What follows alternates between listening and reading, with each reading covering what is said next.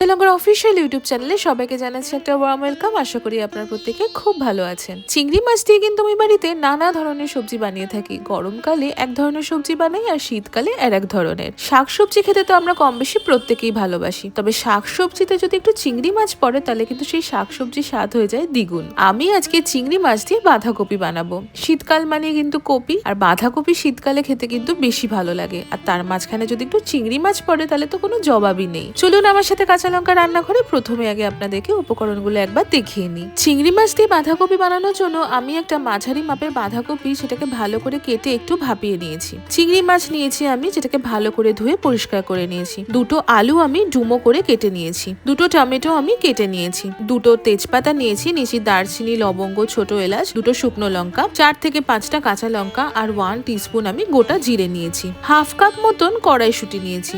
1 table spoon আদা বাটা নিয়েছি। 1 teaspoon কাঁচা লঙ্কা বাটা নিয়েছি। 2 টিস্পুন আমি হলুদ গুঁড়ো নিয়েছি। 1 টেবিল স্পুন ধনে গুঁড়ো নিয়েছি। 1 টিস্পুন আমি জিরে গুঁড়ো নিয়েছি। 1 টিস্পুন লাল লঙ্কার গুঁড়ো নিয়েছি। নুন আমি নিয়েছি স্বাদ মতন, আর চিনি নিয়েছি আমি স্বাদ মতন। 1 টিস্পুন আমি গরম মশলার গুঁড়োও নিয়েছি। আমাদের উপকরণ দেখানোর পালা শেষ। এবার চলুন সোজা রান্নাটা শুরু করে ফেলি। কড়াইতে আমি প্রথমেই 2 টেবিল স্পুন মতো সর্ষের তেল গরম করে তাতে প্রথমে চিংড়ি মাছগুলো দিয়ে দিলাম।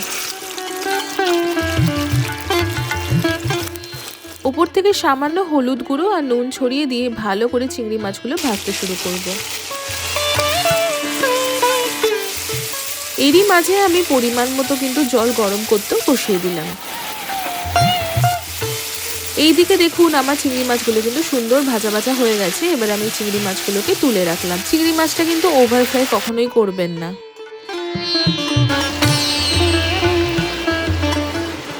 এবার ওই সেম তেলে আমি 1 টিস্পুন মতো ঘি দিয়ে তাতে প্রথমে দিলাম তেজপাতা, দিলাম গোটা জিরে, শুকনো লঙ্কা আর গোটা গরম মশলা। এবার আমি 1.5 থেকে 2 মিনিট মতো ভালো করে একটু সতে করে নেব, যতক্ষণ না এই তেল এবং ঘি থেকে সুন্দর একটা গরম মশলার গন্ধ বেরোতে শুরু করছে। মিনিট 2 পরে আমি প্রথমেই কেটে রাখা আলুগুলো দিয়ে দিলাম। আলুগুলো দিয়ে বেশ ভালো করে একটু ভাজতে শুরু করব। আলুটা যতক্ষণ না ভাজা হচ্ছে তারই মধ্যে আমি একটা বাটিতে বা মিক্সিং বাউলে একে একে হলুদ গুঁড়ো, লাল লঙ্কার গুঁড়ো, জিরে গুঁড়ো আর ধনে গুঁড়ো, সাথে দিয়ে দিলাম আদা বাটা আর কাঁচা লঙ্কা বাটা। তার মাঝখানে আমি হাফ কাপ মতো গরম জলও ঢেলে দিলাম। দিয়ে ভালো করে সবকিছু মিশিয়ে নিয়ে একটা পেস্ট বানিয়ে নেব। ওইদিকে দেখুন আমার আলুগুলো কিন্তু সুন্দর ভাজা হয়ে এসেছে। এবার আমি টমেটো কুচিটা দিয়ে দিলাম। স্বাদ মতন নুন আর স্বাদ মতন চিনি ওপর থেকে ছড়িয়ে দিলাম।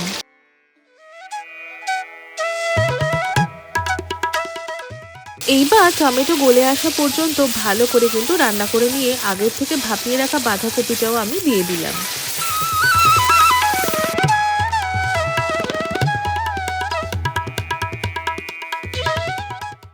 বাঁধাকপিটা আমি আগের থেকে ভাপিয়ে নিয়েছি। শুধুমাত্র গরম জলে 2 থেকে 3 মিনিট মতো ভালো করে ফুটিয়ে কিন্তু জলটা ঝরিয়ে নিয়েছি। ওখানে কিন্তু আমি নুন বা অন্য কোনো রকম মশলার ব্যবহার করিনি ভাপানোর সময়। বাঁধাকপিটা আগে থেকে ভাপিয়ে নিলে কিন্তু রান্নাটা করতে একটু তাড়াতাড়ি হয়, একটু সুবিধা হয়, তাই জন্যই বাঁধাকপিটা একটু আগে থেকে ভাপিয়ে নিই আমরা। বাঁধাকপিটা দিয়ে এবার ভালো করে মিশিয়ে আমরা রান্না করে নেব। হাই ফ্লেমে মোটামুটি 4 থেকে 5 মিনিট ভালো করে কিন্তু রান্না করে নেব বা কপিটা ভেজে নেব। কপিটা ভালো করে না ভেজে নিলে কিন্তু সেই স্বাদটা আসবে না। কপিটা ভালো করে ভাজা হয়ে গেলে আগে থেকে যে মশলাটা আমরা তৈরি করে রেখেছিলাম সেটা কিন্তু ঢেলে দিলাম।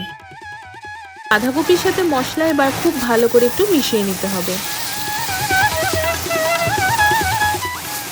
ভালো করে সবকিছু মিশিয়ে নিয়ে এবার আমি কড়াইশুঁটিগুলো দিয়ে দিলাম। শীতকালে কিন্তু বাঁধাকপিতে কড়াইশুঁটি না পড়লে একদম ভালো লাগে না।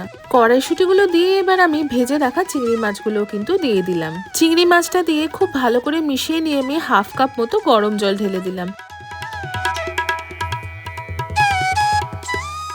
গরম জলটা ঢেলে দিয়ে এবার হাই ফ্লেমে আমি 5 থেকে 7 মিনিট ভালো করে কিন্তু রান্না করে নেব। আমি এরই মাঝে দুটো চেরা কাঁচা লঙ্কাও দিয়ে দিলাম। চেরা কাঁচা লঙ্কা দিলে খুব সুন্দর একটা কাঁচা লঙ্কার ফ্লেভার আসে।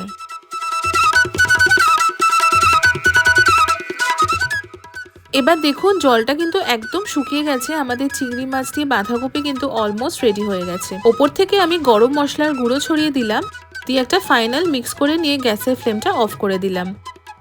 আমাদের চিংড়ি মাছ দিয়ে বাঁধাকপি কিন্তু একদম তৈরি হয়ে গেল। খুব সুন্দর গন্ধ বেরিয়েছে আর দেখতেও কিন্তু ভীষণ সুন্দর হয়েছে।